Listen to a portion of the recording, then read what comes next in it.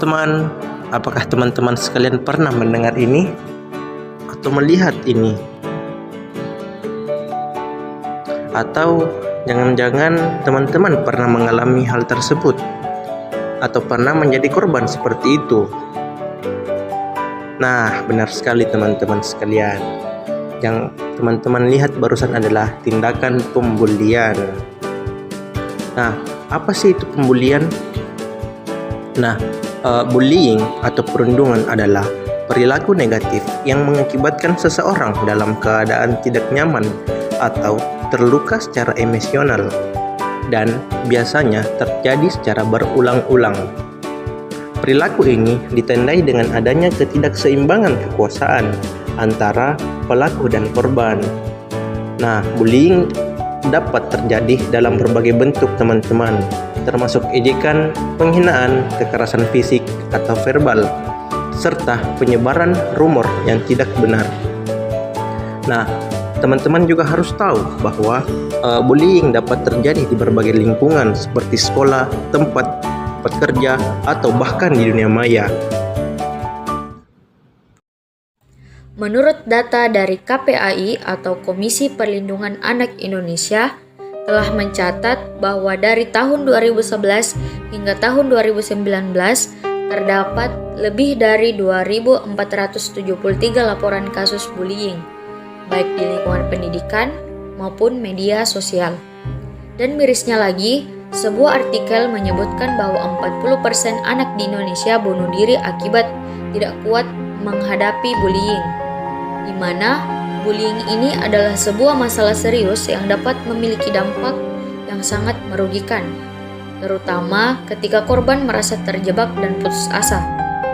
Salah satu dampak yang paling tragis dari bullying adalah terkait dengan kasus bunuh diri, di mana ketika seseorang mengalami perlakuan yang tidak adil, merasa terisolasi, dan tidak memiliki dukungan yang memadai, mereka mungkin dapat merasakan tekanan yang luar biasa dan kehilangan harapan untuk masa depan.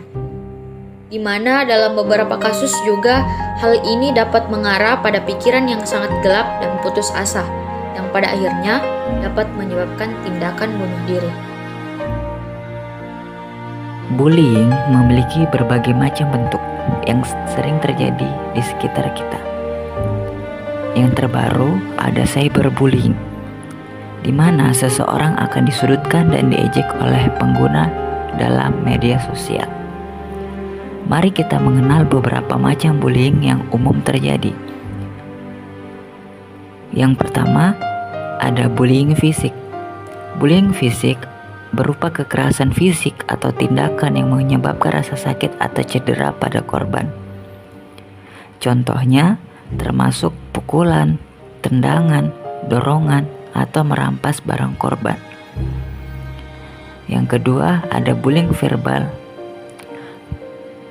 Biasanya pelaku menggunakan kata-kata yang menghina, mengancam, atau merendahkan korban secara lisan. Contohnya termasuk ejekan, penghinaan, ancaman, atau body shaming. Yang ketiga yaitu cyberbullying.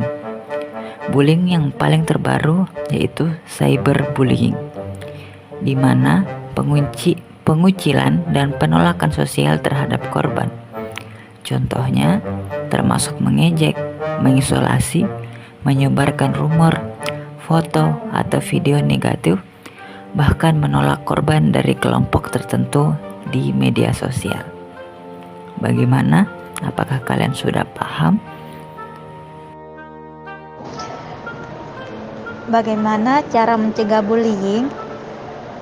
Jadi terdapat beberapa cara untuk mencegah bullying. Yang pertama, jadilah teman yang baik, dengan selalu berusaha menjadi teman yang baik dan mendukung orang di sekitarmu. Jangan pernah terlibat dalam tindakan yang merendahkan atau menyakiti orang lain. Yang kedua, hargai perbedaan.